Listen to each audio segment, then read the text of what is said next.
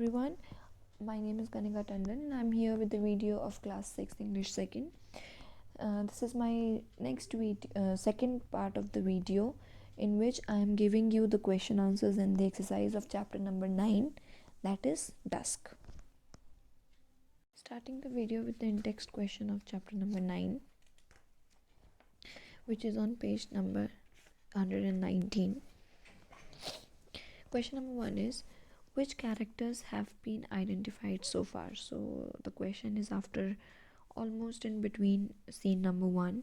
So the characters that are identified so far are Godsby, Crispin, and the old man and the young man have been identified as the characters so far. So these are the only characters and all of them have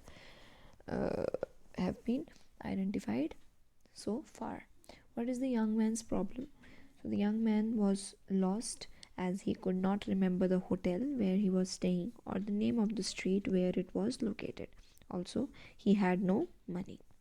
Coming on to the next question, why can't the young man ask his family for help or get help from an embassy? So the young man had written a letter to his family with the address of the hotel he was staying in, but they would only receive the letter the next day. The man felt embarrassed to seek help from the embassy after forgetting the name of the hotel after his own country. Now coming on page number 120, there is no question. Coming on to page number 121, almost scene number 2 is almost over. Why is Godsby sympathetic towards the young man? So Godsby and Crispin found a bar of soap near the bench where they were sitting formerly. Hence, they thought that it was the same bar of the soap that the young man had lost. Since they had not believed him at first, Godsby was sympathetic towards the men. Next is, why is the young man angry initially? So the Godsby and Crispin met the young man the second time. They wanted to help him, but the young man looked angry at them because they had mistrusted him earlier.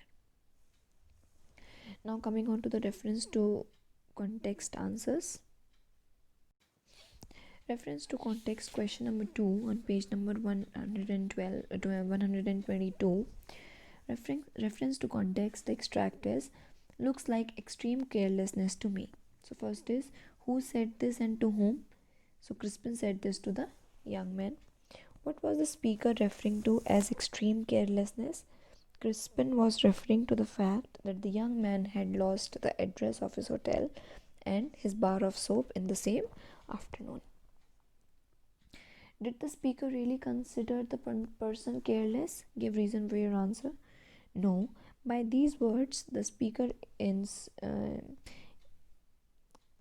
insinuated that the young man was a cheat. Crispin was sure that the young man had fabricated his story and had forgotten to bring a bar of soap along to lead authenticity to his story. Coming on to the third question. It is a lesson to us not to be too clever in judging people by circumstances. First question is, who said this? Who had learned the lesson the speaker was referring to? So Godsby said this.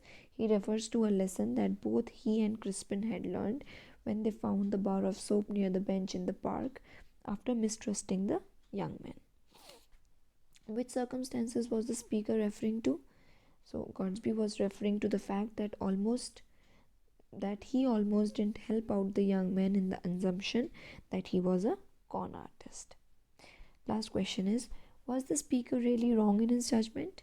No, both Godsby and Crispin were right in their initial judgment that the young man wanted to trick them of some money. Now coming on to the read, reflect and write. Question number 4. According to the young man, what was the problem he faced? So according to the young man, he had realized that he had left all his money in the hotel room and did not remember his hotel name. He had no friends in the city to ask for help. This was the problem he was facing. Question number 5. Why did the young man approach Godsby and Crispin? So the young man approached Godsby and Crispin as he wanted them to help him by giving some money. Why did Godsby ask the young man to show him the cake of soap? Godsby asked the young man to show him the cake of soap because he needed some proof to know that the young man was telling the truth about going out to buy it. Question number 7. What convinced Godsby and Crispin about the authenticity of the young man's story? Godsby and Crispin found a cake of soap lying on the ground after the young man left. This convinced them of the authenticity of the young man's story. Question number 8. Do you think Godsby and Crispin were kind? Give a reason for your answer. Yes, Godsby and Crispin were kind because they rushed to help the young man immediately after they found the cake of soap. Now coming on to the 9th one, which is the last question. The play takes several unexpected turns. Which turn would you consider the true twist in the tale? So the discovery that the cake of soap belonged to the old man could be considered the true twist in the tale. And also you can also write the answer and this answer particularly on your own in your own words, because it is not necessary that if I liked that part, you must have also liked the part. Your favorite twist could be some other twist also. Okay, so you can write it on your own. Now coming on to the exercise of this chapter. Coming on to the exercise on page number 124. Fill in the blanks with the appropriate words to complete the phrasal verb. Okay, first is the thief broke in when there was no one at home. A fire broke out in the busy market. The child broke down when his mother scolded him. The young researchers hoped to make a breakthrough in the field of space travel.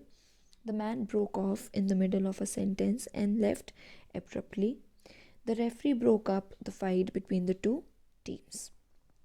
Next, on page number 125, fill in the blanks with suitable correlative conjunctions. So first I would like to tell you what are correlative conjunctions. Correlative conjunctions are those conjunctions which are used in pair. For example, either or, neither nor, whether or, not only but also. These are the conjunctions that are used in the pair itself. You cannot use them in single. It is not possible that we can use only either and don't use or we can only use neither, don't use not use nor. Okay, first is we can play either chess or carom, or we can play neither chess nor carom. Both of them are correct. Next, junk food is neither healthy nor nutritious. We have plenty of time. We can go to either the museum or the amusement park. It started drizzling. The coach was undecided whether to delay the match or not. CFL lamps are not only economical but also environment friendly. With this, the exercise of chapter number 9 is over, and also the whole of the chapter is over. So in my next video I'll be giving you the poem and the question answers of that poem itself. Okay, I will see you all in my next video. Thank you very much. Take care and please complete your work.